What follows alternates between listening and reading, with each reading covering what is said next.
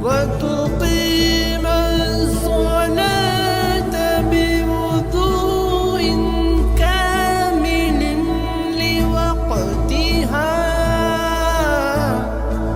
وتؤتي الزكاة. اس لیے آپ دیکھیں، میں آپ کے سامنے اپنے جذبات کا اظہار نہیں کر پا رہا کہ اس لفظ کے ابھی تک ہم نے صرف لٹرل میننگز نکالے ہیں، ابھی تو ہم نے یہ دیکھا ہی نہیں کہ قرآن کے اندر یہ کیسے استعمال ہوا ہے. اس کے اندر آپ دیکھیں کتنی گہرائی آئی ہے. کسی چیز کے پیچھے پیچھے چلنا، اس کی پیروی کرنا، جیسے کہ پہلے نمبر پہ آنے والے گھوڑے کے پیچھے جو اس کا مسلی ہوتا ہے وہ پیچھے پیچھے چل رہا ہوتا ہے. اسی طرح اس کے معنوں کے اندر تعظیم، رکوع کرنا، سجدہ کرنا یہ شامل ہے. اسی طرح اس کے معنوں کے اندر کسی کے لیے دعا کرنا شامل ہے. اس کے معنوں کے اندر آگ میں داخل ہونے کے معنی ہیں، آگ کو تاپنے کے معنی ہیں، یعنی کہ اپنی اصلاح کرنے کے لیے، جیسے کہ کوئی آدمی اپنے عصا کو آگ کے اندر ڈالتا ہے اور پھر اس کو سیدھا کرتا ہے. اس کے معنی کسی کی طرف بڑھنے کے ہیں، اقبال علی شیء، یہ جو امام حمید الدین فراہی نے کہا ہے. اور اوورآل جو بات سمجھ میں آتی ہے کہ صلاح is the connection with the God, یہ خدا کے ساتھ آپ کا ایک ڈائریکٹ کنیکشن ہے. ان معنوں کو اپنے ذہن میں رکھیے. اور اب میں آگے ایک قدم بڑھ رہا ہوں اور میں آپ کے سامنے اس کے اصطلاحی معنی رکھ رہا ہوں جو قرآن میں آئے ہیں. اس کے بعد جب ہم آگے جو دروس کریں گے ان کے اندر آپ دیکھیں گے کہ ان میں سے کوئی ایک شیڈ جو ہے وہ ابھرتا جائے گا اور ہمارے سامنے نئے معنی اس آیت کے آتے چلے جائیں گے. الصلاۃ کے ایک نئی ڈائمنشن ہمارے سامنے آتی چلی جائے گی، اس کا نیا مقصد ہمارے سامنے آتا چلا جائے گا. یہ لفظ اصطلاحی طور پہ قرآن میں کن معنوں میں استعمال ہوا ہے اس کو دیکھیں. قرآن کے بارے میں جیسے میں نے آپ سے کہا ہے کہ یہ اپنی ایک خاص زبان رکھتا ہے. جیسے کہ میں نے آپ کے سامنے پہلے بھی کئی دفعہ مثال دی ہے لفظ کفر کی، کہ کفر کے عام معنی ہوتے ہیں کسی چیز کو چھپا دینا، لیکن آپ دیکھیں کہ قرآن میں وہ اوپر اٹھ کے ناشکری کے معنی میں آیا، پھر پیغمبر کے انکار کے معنی میں آیا، پھر وہ دین کے کسی حکم کو نہ ماننے کے لیے، پارشلی طور پہ نہ ماننے کے لیے آیا. کتنے اس کے شیڈز ہیں اس لفظ کے. اور یہی لنگوسٹک میریکل ہے قرآن کا. جو قرآن عربی زبان میں سمجھنا شروع کرتا ہے اس کے سامنے یہ بات واضح ہو جاتی ہے کہ واقعتاً یہ ایک چیلنج تھا جو کہ اللہ کے رسول نے عرب شعراء کو دیا تھا، اور وہ اس کے آگے سارے ہتھیار ڈال کے بیٹھ گئے تھے کہ وہ اس کے مقابلے میں ایک سورہ بھی نہیں بنا کے لا سکے تھے. یہ ایک ڈائمنشن ہے اس عربک میریکل کی جو میں نے آپ کے سامنے رکھے ہیں کہ کس طرح کے ایک لفظ کے اندر اتنی گہرائی ہوتی ہے. اور یہ تو صرف لفظ کے اندر ہوتی ہے، اس کے بعد جب وہ اٹھ کے قرآن کی اصطلاح بنتا ہے تو وہ کتنے ڈیفرنٹ شیڈز دیتا ہے. جب تک ان چیزوں کا ہمیں پتہ نہیں ہوگا ہم قرآن کی وہ حلاوت اپنے دل کے اندر محسوس نہیں کر سکتے. قرآن کے اندر سب سے پہلے میں اس کی ایک جامع تعریف آپ کے سامنے کر دیتا ہوں کہ قرآن اس لفظ کو کن معنوں میں لیتا ہے. قرآن کا بیان یہ ہے کہ اللہ جو تمام کائنات کا خالق ہے، وہ ہی اس کا پروردگار ہے، جس کی نعمتیں لامتناہی ہیں. تم گننا چاہو تو بھی اس کی نعمتوں کو نہیں گن سکتے. اسی لیے ہر مخلوق، اس کو غور سے انڈرسٹینڈ کریں، ہر مخلوق، ہر شے جو اس نے بنائی ہے وہ اپنی زبان میں اس کا شکر ادا کرتی ہے اور اسی کے لیے عبادت کرتی ہے. ہر شے، صرف انسان کی بات نہیں ہو رہی یہاں پر. قرآن کا کلیم یہ ہے کہ کائنات کا ذرہ ذرہ ایک زبان رکھتا ہے اور اس سے اپنے خالق کی عبادت کر رہا ہے، اس کی تسبیح و تحمید کر رہا ہے. اسی طرح سے تمام کائنات کی اشیاء، پوری کائنات اللہ سے ایک وابستگی کا اظہار کرتی، اس کی عبادت کرتی ہے، اس کی تعظیم کرتی ہے، اس کی تسبیح و تحمید کرتی ہے. اس کامل عبادت کا جو نام ہے، پوری کائنات جو کر رہی ہے، I am repeating my self, پوری کائنات جو کر رہی ہے، قرآن اس کو صلاۃ کہتا ہے. یہ اتنا بڑا کانسیپٹ. دیکھیں، میں فلسفی کا بھی طالب علم ہوں، میں سائنس کا بھی طالب علم ہوں، اور میں نے کمپیریٹیو ریلیجن بھی پڑھا ہے. ایسے کانسیپٹس میں نے کہیں نہیں دیکھے. میں نے کافی مطالعہ کرنے کی کوشش کی ہے دوسری مذہبی کتابوں کا، لیکن یہ جو کانسیپٹ قرآن اٹھاتا ہے، جو اس کا اسکیل بنا دیتا ہے، وہ یہ میں نے کہیں اور نہیں دیکھا. پوری کی پوری کائنات عبادت کر رہی ہے اللہ کی، اور اس عبادت کا جو نام ہے وہ صلاۃ ہے. مولانا حمید الدین فراہی اس کے اندر کہتے ہیں کہ ہاتھ الصلاۃ من اصول شرعی ایضاً، وہ کہتے ہیں نماز کی بہت ڈائمنشنز ہیں. اس میں سے ایک ڈائمنشن کیا ہے؟ اقرار بالتوحید، کہ یہ توحید کا اقرار ہے. وہ ذکر لعہدنا بعبودیۃ الخالصہ، اور یہ ہمارا خالص بندگی کا عہد ہے جو ہم یاد کرتے ہیں. اللہ کے ساتھ ہم نے ایک عہد باندھا ہے، ایاک نعبد و ایاک نستعین. ہم بار بار جا کے اس عہد کو تازہ کرتے ہیں، اس کا نام صلاۃ ہے. وہ ذکر هو الذی یجعل ما اعتقد به راسخا فی النفس حتی تتکیف به، اور یہ جو بار بار کا ذکر کرنا ہے یہ آپ کے دل کے اندر ایک ایسا عقیدہ پیدا کرتا ہے جو کہ آپ کی فطرت کے اندر راسخ ہو، آپ کی فطرت ہی تبدیل ہو جاتی ہے. جیسے پوری کائنات کی فطرت یہ ہے کہ وہ اللہ کی عبادت کر رہی ہے، جب میں بار بار نماز پڑھتا ہوں، بار بار اس کا ذکر کرتا ہوں، تو میری بھی فطرت یہ ہو جاتی ہے کہ میں ہر لمحے اللہ کی تسبیح و تحمید کرتا ہوں. اصل الخلق ہی تعبد للخالق، تمہاری تخلیق کی جو اصل ہے وہ یہ ہے کہ تم اپنے خالق کی عبادت کرو. فَتَرْكُ الْعِبَادَةِ تَنَاقُصُ فِي الْوُجُودِ، اگر تم نے عبادت چھوڑ دی، نماز چھوڑ دی، تو تم نے اپنے وجود کا انکار کر دیا، تم نے اپنے وجود کو ہی ایک طریقے سے کرپٹ کر دیا. وَلِذَلِكَ كُلُّ خَلْقٍ يَعْبُدُ الرَّبَّ، یہ ہے جناب وہ جملہ، ہر خلق اپنے رب کی عبادت کر رہی ہے. وَالصَّلَاةُ مخ العبادہ، اور صلاۃ جو ہے وہ تو عبادت کا مخص ہے. فلزم جمیع الخلق لزوم التوحید والتعبد، کیونکہ پوری کائنات، پوری مخلوقات اللہ تعالیٰ کی توحید بیان کری، اس کی عبادت کری، اس لیے ہر کوئی اس کے لیے نماز بھی پڑھ رہی ہے. اس کے بعد جو انہوں نے قرآن کی آیات لکھی ہیں وہی آیات میں آپ کے سامنے لے کر آنا چاہ رہا تھا، جو کہ قرآن کے اندر صلاۃ کے لفظ کو الیبریٹ کرتی ہے. یہ سورۃ النور ہے. فرمایا گیا الم تر ان اللہ یسبح له من فی السماوات والارض، کیا تم نے دیکھا نہیں ہے کہ اللہ کے لیے تسبیح کر رہی ہے ہر وہ شے جو آسمانوں اور زمین میں ہے. والطیر صافات، اور وہ پرندے بھی جو اپنے پر پھیلائے اڑ رہے ہیں وہ بھی اپنے عمل سے اور اپنے قول سے اللہ کی عبادت کر رہے ہیں. کل قد علم صلاته وتسبیحه، ان میں سے ہر کوئی اپنی نماز کی اور اپنی تسبیح کا طریقہ جانتا ہے، ہر شے. آگے چل کے اللہ تعالیٰ فرماتا ہے تسبح له السماوات السبع والارض ومن فیہن وان من شیء الا یسبح بحمدہ، کہ اللہ کی تسبیح کر رہے ہیں ساتوں آسمان اور زمین اور جو کچھ بھی اس کے درمیان میں ہے، اور کوئی بھی چیز نہیں ہے، not a single one، جو کہ اس کی تسبیح نہ کر رہی ہو. یہ تسبیح وہ کیسے کر رہے ہیں، اس کے اوپر ہم نے پچھلے رمضان میں سورہ تغابن کا جو درس کیا تھا، اس کی جو پہلی آیت ہے اس کے اندر ہم نے اس معنوں کو بہت زیادہ ایلیبریٹ کیا تھا کہ یہ جو چیزیں ہمیں بے جان لگتی ہیں، جو اپنے اندر ایک سیلف موشن کے اندر یہ کیسے اللہ کی تسبیح و تحمید بیان کر رہی ہیں. اگر آپ لوگ چاہیں تو آپ ان دروس کو دیکھ سکتے ہیں، وہ یوٹیوب کے اوپر اویلیبل ہے. اب جیسے کہ میں نے آپ کے سامنے یہ بات رکھی کہ قرآن کا کلیم یہ ہے کہ پوری کائنات اس کی آگے سربسجود ہے، جس کو صلاۃ کہتا ہے. اسی طرح قرآن کا ایک اور کلیم بھی ہے، وہ کلیم یہ ہے کہ تمام انبیاء جب وہ اس دنیا میں آئے، جب انہوں نے اپنی قوم کو دعوت دی، تو اس دعوت کا جو سینٹرل آئیڈیا تھا وہ تو توحید تھا، لیکن عملی طور پہ جو چیز کو انہوں نے ایمفیسائز کیا تھا وہ صلاۃ. ہر پیغمبر کے دین کے اندر صلاۃ موجود تھی. دیکھیں یہ ایک بڑی آپ کو اجنبی سی بات لگی ہوگی کہ ہمارے یہاں تو یہ سوچا جاتا ہے کہ صلاۃ تو مسلمان پڑھتے ہیں، ایسا نہیں ہے. میں آپ کے سامنے آج رکھوں گا کہ اس وقت وہ ساری قومیں جو کسی طریقے سے بھی انبیاء سے اپنی وابستگی کا اظہار کر دی ہیں، ان کے یہاں یہ صلاۃ کسی نہ کسی شکل میں موجود ہے. یہ میں آپ کے سامنے اس وقت رکھوں گا. سب سے پہلے تو آپ دیکھیں قرآن کا کلیم، پھر اس کے بعد میں آپ کے سامنے چند بائبل کی ورسز بھی رکھوں گا. قرآن کا سب سے پہلے کلیم تو یہ ہے کہ تمام انبیاء نے یہی دعوت دی ہے، صرف محمد صلی اللہ علیہ وسلم نے نہیں دی، تمام انبیاء نے یہ دعوت دی ہے. اور آپ لوگوں کے ذہن میں یہ بات ہوگی کہ میں آپ کے سامنے ہمیشہ یہ جو انبیاء کا مشن ہے اس کو 2 یا 3 اسٹیجز میں ڈیوائیڈ کرتا ہوں.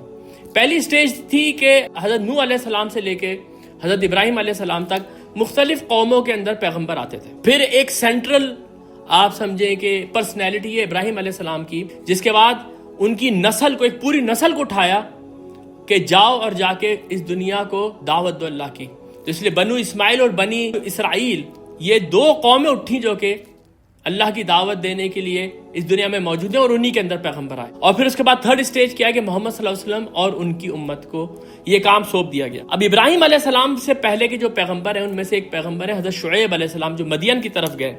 انہوں نے جب اپنی قوم کو روکا شرک کرنے سے اور وہ جو مالی کرپشن کرتے تھے، تو ان کی قوم نے ان کو جو جواب دیا قرآن میں نقل ہے. وہ کہتے ہیں سورہ ہود کے اندر یہ الفاظ ہیں، قالوا یا شعیب، وہ کہتے ہیں اے شعیب الصلاۃ تأمرک ان نترک ما یعبد آباؤنا، کہ تیری نماز تجھے یہ سکھاتی ہے کہ تو ہم کو روکے کہ ہم عبادت کریں ان کی جن کی عبادت ہمارے آباء و اجداد کرتے آ رہے تھے. یعنی جو شرک وہ کر رہے تھے اسے جب شعیب علیہ السلام نے روکنا شروع کیا، انہوں نے کہا یہ جو تم نماز پڑھتے ہو تمہیں یہ سکھاتی ہے تمہاری نماز؟ او ان نفعل فی اموالنا ما نشاء، اور کیا تمہاری نماز تمہیں یہ سکھاتی ہے کہ جو ہم کرپشن کرتے ہیں اپنے مالوں کے اندر، ناپ تول میں کمی کرتے ہیں، لوگوں کو دھوکہ دیتے ہیں، ہم اس سے رک جائیں؟ آپ چیک کر رہے ہیں کہ اس وقت نماز کی ڈائمنشن کہاں چلی گئی ہے؟ جو نماز پڑھنے والا ہے وہ مالی کرپشن نہیں کر سکتا، جو نماز پڑھنے والا ہے وہ خدا کے سوا کسی کے آگے ہاتھ نہیں اٹھا سکتا۔ یہ بات کتنے آگے جائے گی یہ تو انشاءاللہ تعالی ہم آگے چل کے دیکھیں گے، لیکن یہ ساری کی ساری وہ خصوصیات ہیں نماز کی جو کہ قرآن کے اندر لکھی ہوئی ہیں۔ انک لانت الحلیم الرشید، تو اپنے آپ کو بہت بردبار اور بہت سیدھے راستے پہ سمجھتا ہے، یعنی کہ وہ تانا مار رہے ہیں اب اس کے اوپر۔ اب اس کے بعد دیکھیں، یہ تو میں نے آپ کے سامنے ایک مثال رکھی، ابراہیم علیہ السلام سے پہلے جو پیغمبر آتے تھے، وَلِكُلِّ قَوْمٍ ہاد، ہر قوم کے اوپر ایک پیغمبر ہے، وہ وہاں پر جاتے تھے اور دعوت دیتے تھے، اس کے اندر انٹیگرل پارٹ تھا صلاۃ۔ اب ابراہیم علیہ السلام جن کے بعد پھر نسلوں کے ذریعے اسلام پھیلنا شروع ہوا، اس کے بارے میں تو ہم اچھی طرح جانتے ہیں کہ ابراہیم علیہ السلام نے اپنی ایک نسل کو مکہ میں لا کے آباد کیا، اور وجہ اس کی قرآن کیا بتاتا ہے کہ سورہ ابراہیم میں ابراہیم علیہ السلام اپنی ایک نسل کو مکہ پہ چھوڑ کے جا رہے ہیں۔ تو باپ کا دل ہے، بیٹے کو چھوڑ کے جا رہا ہے، اپنی بیوی کو چھوڑ کے جا رہا ہے، دل دکھا ہوا ہے اس کا۔ تو تھوڑا سا وہ آگے جا کے ایک دعا کرتے ہیں، ربنا انی اسکنت من ذریتی بواد غیر ذی زرع عند بیتک المحرم، اے میرے رب میں نے اپنی ایک ذریت کے ایک حصے کو اس وادی میں لا کے آباد کر دیا ہے جہاں نہ کوئی غلہ اگتا ہے نہ کوئی پانی ہے، وادی غیر ذی زرع، کوئی زراعت نہیں ہوتی یہاں پر، لیکن میں نے لا کے اس کو یہاں پر آباد کر دیا ہے تیرے محترم گھر کے پاس، ربنا لیقیموا الصلاۃ، اے میرے رب یہ میں نے اس لیے کیا تاکہ یہ یہاں پر نماز کو قائم کرنے والے بنے، صلاۃ کو قائم کریں یہاں پر۔ ان کی نسل میں اسماعیل علیہ السلام کے بارے میں تو قرآن بالکل واضح ہے، سورۃ البقرہ میں ہی ہے، وَإِذْ يَرْفَعُ إِبْرَاهِيمُ الْقَوَاعِدَ مِنَ الْبَيْتِ وَإِسْمَاعِيلُ، اور اس وقت کو یاد کرو جب ابراہیم اس گھر کی بنیادیں، اس کعبے کی بنیادیں اٹھا رہے تھے، ان کے ساتھ اسماعیل بھی تھے، وہ دونوں دعا کر رہے تھے، ربنا تقبل منا انک انت السمیع العلیم، اور وہ یہ کہتے جا رہے تھے کہ ہمارے رب تو ہماری اس محنت کو قبول فرما، یعنی کہ یہ جو کعبہ وہاں پر تعمیر ہو رہا تھا اس کی وجہ کیا تھی کہ وہاں پر نماز قائم کی جائے۔ ابراہیم علیہ السلام کے بعد اسماعیل علیہ السلام کے لیے کیٹیگوریکلی سورہ مریم کے اندر الفاظ ہیں، وَاذْكُرْ فِي الْكِتَابِ اسماعیل، اس کتاب کے اندر اے پیغمبر آپ اسماعیل کا بھی ذکر کریں، اِنَّهُ كَانَ صَادِقُ الْوَعْدِ وَكَانَ رَسُولًا نَبِيًّا، وہ اپنے وعدے کا سچا تھا اور ایک رسول نبی تھا، کانا یامر اہلہ بالصلاۃ والزکاۃ، وہ اپنے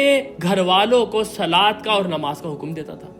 اسماعیل علیہ السلام کی جو شریعت ہے، اسماعیل علیہ السلام کی جو دین کی دعوت ہے، اس کے اندر نماز شامل ہے۔ سورۃ الانبیاء کے اندر ابراہیم علیہ السلام کی دوسری نسل حضرت اسحاق علیہ السلام، حضرت یعقوب علیہ السلام کے متعلق قرآن کہتا ہے وَوَهَبْنَا لَهُ اسحاق وَيَعْقُوبَ نَافِلَةً، ہم نے ان کو اسماعیل کے بعد پھر اسحاق بھی دیے اور پھر ان کے بیٹے یعقوب بھی دیے، وَكُلًّا جَعَلْنَا الصَّالِحِينَ، اور ہم سب کو ہم نے صالح بنایا، وَجَعَلْنَاهُمْ أَئِمَّةً يَهْدُونَ بِأَمْرِنَا، یہ ہمارے طرف سے ہم نے ان کو بنایا ائمہ، امام بنایا ہم نے ان کو، جو ہماری طرف سے لوگوں کو ہدایت کا حکم دیتے تھے، وَأَوْحَيْنَا إِلَيْهِمْ فِعْلَ الْخَيْرَاتِ، اور ہم نے ان کے اوپر وحی کی کہ تم لوگ اچھے اعمال کرو، وَإِقَامَ الصَّلَاةِ وَإِيتَاءَ الزَّكَاةِ، نماز کو قائم کرو، صلاۃ کو قائم کرو، زکوٰۃ دو۔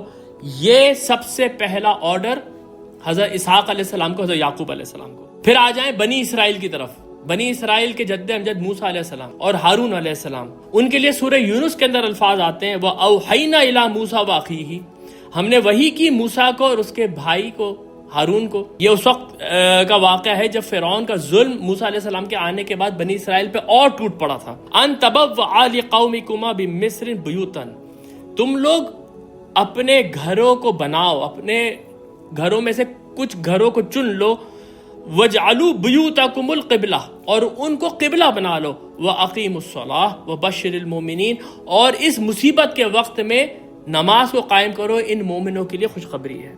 آخری ورس جو میں آپ کے سامنے لے کر آیا ہوں وہ عیسیٰ علیہ السلام کے لیے، اور یہ قرآن کی میری پسندیدہ ترین آیتوں میں سے ہے جو سورۃ المریم کی ہے۔ آیت میں آپ کے سامنے رکھ رہا ہوں، یہ واقعہ کیا ہوا ہے کہ حضرت مریم بغیر شوہر کے حاملہ ہوئیں، اور اس کے بعد اب ان کی گود میں عیسیٰ علیہ السلام ہیں، اور وہ بالکل دودھ پیتے ہوئے بچے کو لے کے اپنی قوم کے پاس گئی ہیں، اور ان کو فرشتے نے کہا تھا کہ تم کچھ بھی مت بولنا، یہ بچہ خود گواہی دے دے گا اپنی صداقت کی۔ اب دودھ پیتا بچہ ان کی گود میں ہے، وہ اپنی قوم کے پاس گئی تو قوم نے ان کے اوپر لعنت ملامت کرنی شروع کر دی، سب سورہ مریم کے اندر موجود ہے۔ تو اس کے بعد انہوں نے یہ کہا کہ میں نے تو چپ کا روزہ رکھا ہوا ہے، الفاظ نے فشارت الیہ، حضرت مریم نے اشارہ کیا بچے کے اوپر، قالوا کیف نکلم من کان فی المہد صبیا، انہوں نے کہا ہم اس سے بات کریں، یہ تو گود میں دودھ پیتا ہوا بچہ ہے۔ بچہ گود میں بول اٹھا، قال انی عبداللہ، حضرت عیسیٰ نے گود میں ہی کہا، چھوٹے سے بچے بول اٹھے کہ میں اللہ کا بندہ ہوں، آتانی الکتاب وجعلنی نبیا، اس نے مجھے کتاب دی ہے اور اس نے مجھے نبی بنایا، وجعلنی مبارکن اینما کنت، اور اس نے مجھے مبارک ٹھہرایا میں جہاں کہیں بھی رہوں، واوصانی بالصلاۃ والزکاۃ ما دمت حیا، اور اس نے مجھے وصیت کی کہ میں نماز کے اوپر قائم رہوں اور زکوٰۃ کے اوپر قائم ہوں جب تک کہ میں زندہ ہوں، ما دمت حیا۔ یہ ساری کی ساری جو آیات میں نے آپ کے سامنے رکھی ہیں، یہ میں نے آپ کو یہ بتانے کے لیے رکھی ہیں کہ صلاۃ ہمیشہ سے انبیاء کے دین کا لازمی جزو رہا ہے۔ اس لیے اگر آپ بائبل کا مطالعہ کریں گے تو آپ کو وہاں پر، حالانکہ بائبل بہت زیادہ اس وقت چینج ہو چکی ہے، اس کے اندر بہت ساری آیتیں نکالی جا چکی ہیں، بہت ساری چیزوں کو کرپٹ کر دیا گیا ہے، لیکن آج بھی اگر آپ اس طریقے سے بائبل کو دیکھیں گے تو آپ کو آج بھی وہاں پر نظر آئے گا کہ انبیاء جو عبادت کرتے تھے تو وہ یہی کرتے تھے۔ جیسے یہ میں آپ کے سامنے ابراہیم علیہ السلام کے لیے بائبل کے اندر جو کچھ بہت ساری آیتیں ہیں، میں صرف ایک یا دو لے کر آیا ہوں۔ بک آف جینیسس کے اندر ابراہیم علیہ السلام کے الفاظ Abraham fell on his face, یعنی ابراہیم سجدے میں چلے گئے جب خدا نے ان کو اپنی طرف بلایا۔ Abraham still stood before the lord, وہ عبادت میں اپنے رب کے سامنے سیدھے کھڑے ہو جایا کرتے تھے جیسے ہم قیام میں کھڑے ہوتے ہیں۔ یہ book of Genesis chapter number 17 اور 18 ہے۔ حضرت موسیٰ اور حضرت ہارون کے بارے میں دیکھیں، اس میں بیان کیا گیا ہے، یہ بک آف نمبرز ہے، چیپٹر نمبر 20 ورس نمبر 6 ہے۔ Moses and Aaron went from the presence of the assembly to the entrance of the tent of meeting and fell on their faces۔ یہ کیا ذکر ہے کہ جب یہ ہجرت کے دوران صحرائے سینا میں جہاں کہیں بھی پڑاؤ ڈالتے تھے بنی اسرائیل، تو وہاں پر ایک ٹینٹ لگایا جاتا تھا جس کو کہ بائبل میں کہا ہے قربان گاہ یا عبادت کا خیمہ، وہاں پر وہ قربانی کرتے تھے، وہیں پر وہ عبادت کرتے تھے۔ تو حضرت موسیٰ اور حضرت ہارون نے ان لوگوں کو جمع کیا، ان کو نصیحت کی، اس کے بعد جب وہ ٹینٹ میں آئے تو ان دونوں نے مل کے سجدہ کیا۔ اس کا مطلب ہے با جماعت نماز کا ذکر ہے یہاں پر۔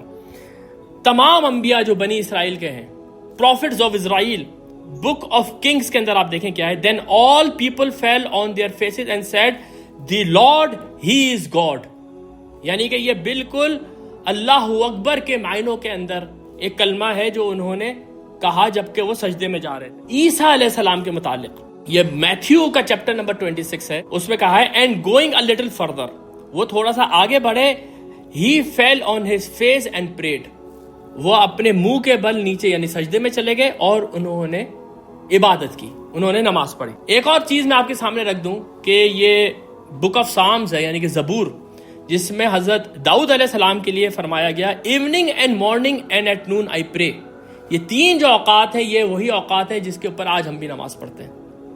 اوقات تین ہیں، نمازیں 5 ہیں، اس کے اوپر ہم جا کے آگے بات کریں گے۔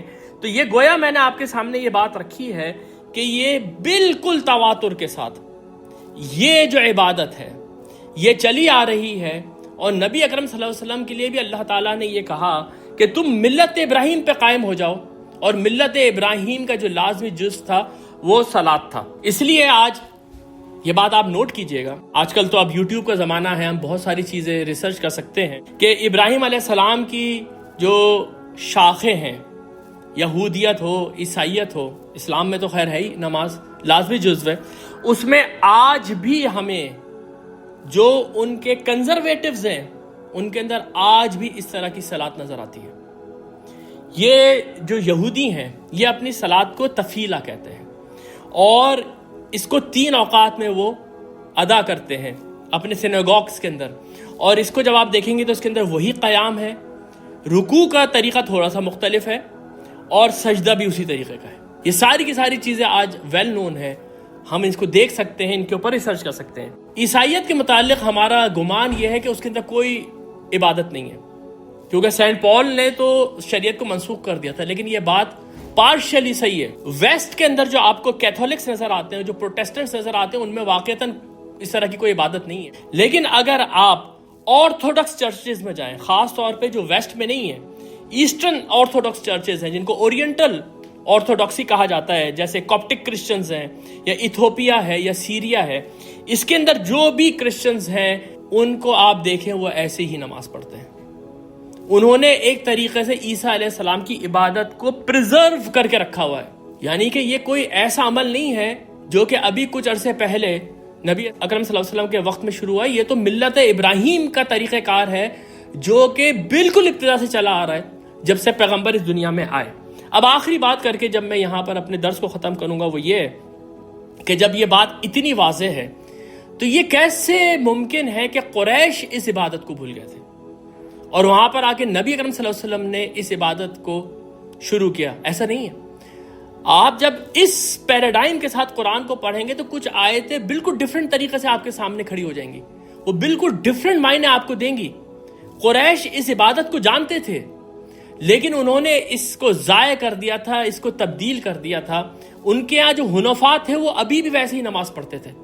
حنفاء وہ لوگ تھے جنہوں نے کہ یہ بت پرستی کو چھوڑ دیا تھا اور ابراہیم علیہ السلام کے دین کے اوپر آ گئے تھے، لیکن شریعت ان کے سامنے بہت ہی زیادہ کنفیوز ہو گئی تھی. دیکھیں قرآن کریم کے اندر جو بالکل ابتدا میں نازل ہونے والی آیات ان میں سے ایک سورہ معون ہے. سورہ معون جب ہم پڑھتے ہیں تو اس میں آخر میں یہ 3 آیتیں آتی ہیں، فَوَيْلٌ لِّلْمُصَلِّينَ الَّذِينَ هُمْ عَنْ صَلَاتِهِمْ سَاهُونَ الَّذِينَ هُمْ يُرَاءُونَ. یہ سمجھنے میں بڑی مشکل ہوگی اگر ہم یہ سمجھیں گے کہ صلاۃ تو نبی صلی اللہ علیہ وسلم نے جاری کی ہے. یہ کیا ہے؟ ہلاکت ہے ان نمازیوں کے لیے جو اپنی نمازوں سے غافل ہو چکے ہیں اور وہ اب صرف دکھاوا کرتے ہیں.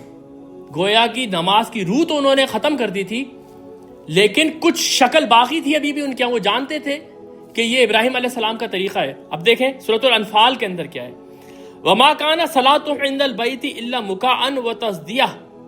ان کی نماز اس گھر کے پاس یعنی بیت اللہ کے پاس کیا ہو گئی ہے سوائے اس کے کہ وہ سیٹیاں بجاتے ہیں اور تالیاں پیٹتے ہیں. یہ بالکل ایسی مثال ہے جیسے آج کل کے زمانے میں کوئی آدمی شریعت کو تو چھوڑ دے لیکن وہ مزاروں پہ جائے اور وہاں جا کے قوالیاں گائے، وہاں جا کے سجدے میں گرے رہے اور وہاں جا کے ایک عجیب نشے کی حالت میں جائے اور کہے کہ یہ عبادت ہے. یہ بالکل اس طریقے سے تبدیل ہوتی چلی گئی عبادت وہاں پر، کیونکہ وہاں پر بت آ گئے. ان بتوں کی عبادت کرنی تھی، ساتھ میں اللہ کی بھی تھوڑی سی کرنی تھی، تو وہ شکل تبدیل ہوتی چلی گئی. لیکن صلاۃ کا لفظ، صلاۃ کے معنی یہ سب کے سب ان کے یہاں موجود تھے. اس لیے ابن عاشور اپنی تفسیر تحریر اور تنویر میں لکھتے ہیں قلت لا شک ان العرب عرفوا الصلاۃ والسجود. اس بات میں کوئی شک نہیں ہے کہ عرب اچھی طرح جانتے تھے کہ صلاۃ کیا ہوتی ہے، سجدہ کیا ہوتا ہے، والرکوع اور رکوع کیا ہوتا ہے. وقد اخبر اللہ تعالی عن ابراہیم علیہ السلام فقال ربنا لیقیموا الصلاۃ. کیونکہ ہم جانتے ہیں کہ اللہ تعالیٰ نے ہمیں خود بتایا کہ ابراہیم علیہ السلام نے اس گھر کی تعمیر اس لیے کی تھی کہ انہوں نے کہا تھا اے میرے رب تاکہ یہ لوگ یہاں پر نماز کو قائم کریں. وقد کان بین ظہرانیہم الیہود. ان کے درمیان یہود بھی تھے، عرب کے اندر یہود بھی تھے. یصلون ای یعتون عبادتہم بہیئۃ مخصوصہ وسموا کنیستہم صلاۃ. وہ لوگ ایک خاص طریقے سے ابھی بھی صلاۃ پڑھتے تھے، ابھی بھی نماز پڑھتے تھے اور وہ اپنے کلیسا کو یا اپنے سنیگوگ کو صلاح کہتے تھے، یہی والا لفظ. وکان بینہم النصارى. ان کے درمیان نصرانی بھی تھے. وہم یصلون وقت. اور وہ بھی اسی طریقے سے نماز پڑھتے تھے، اسی طریقے سے وہ اس کا نام رکھتے تھے. اور یہ میں آپ کو پہلے بتا چکا ہوں کہ کون کون سے ابھی بھی سیکٹس موجود ہیں جیوز کے اندر اور کرسچنز کے اندر جو بالکل ایسے ہی نماز پڑھتے ہیں جیسے ہم پڑھتے ہیں. آخری چیز آپ کے سامنے رکھ رہا ہوں وہ حدیث جس کے اندر یہ بات ثابت ہے کہ جو حنفاء تھے، جو نبی اکرم صلی اللہ علیہ وسلم سے پہلے کچھ صحابی شرک کو چھوڑ کے ابراہیم علیہ السلام کے دین کے اوپر آ گئے تھے، وہ بھی نماز پڑھتے تھے. اس میں خاص طور پر حضرت ابو ذر غفاری کے متعلق یہ حدیث ہے. یہ بہت طویل حدیث ہے. یہ جو مسلم شریف کا باب ہے، اس باب کا نام ہے کہ فضائل حضرت ابو ذر غفاری. حضرت ابو ذر غفاری کے جو فضائل ہیں ان میں سے ایک یہ ہے کہ یہ اپنے بھانجے کو، بہت طویل حدیث ہے، اس کے صرف 2 جملے میں لے کر آیا ہوں. وہ اپنے بھتیجے کو بتا رہے ہیں، اپنا رتبہ اس کے سامنے بتانے کی کوشش کر رہے ہیں. یا ابن اخی، اے میرے بھتیجے، قبل ان القى رسول اللہ صلی اللہ علیہ وسلم وقد صلیت یا ابن اخی. میں نے تو نماز پڑھنی شروع کر دی تھی اے بھتیجے، قبل ان القا رسول اللہ صلی اللہ علیہ وسلم ب3 سنین، 3 سال پہلے، 3 سال پہلے میں نے نماز شروع کر دی تھی، پڑھنی شروع کر دی تھی، ابھی میری نبی اکرم صلی اللہ علیہ وسلم سے ملاقات نہیں ہوئی تھی۔ قلت لمن، اب وہ ان کے جو بھتیجے کہتے ہیں آپ کس کے لیے نماز پڑھتے تھے؟ قال للہ، وہ کہتے ہیں میں تو صرف اللہ کے لیے پڑھتا تھا۔ یہ حنفاء ہیں۔ قلت فأین توجہ، آپ کس طرف رخ کر کے نماز پڑھتے تھے؟ قال اتوجہ حیث یوجہونی ربی اصلی عشاء حتی اذا کان من آخر اللیل، وہ کہتے تھے جدھر میرا رب چاہتا تھا ادھر میں رخ کر لیتا تھا، میں رات بھر نماز پڑھتا تھا۔ دیکھیں وہ رات کی نماز کے لیے عشاء کا لفظ بھی یہاں پر آیا ہے، حتی اذا کان آخر اللیل، یہاں تک کہ رات کا بالکل آخری حصہ آ جاتا تھا۔ القیتک انی خفاء حتی تعلونی الشمس، یہاں تک کہ میں تھک کے گر جاتا تھا اور میرے اوپر آ جاتی تھی سورج کی روشنی۔ یہاں تک میں نے جو آپ کے سامنے جو بات ابھی تک بیان کی ہے وہ یہ ہے کہ اس لفظ صلاۃ کے معنی کیا ہیں۔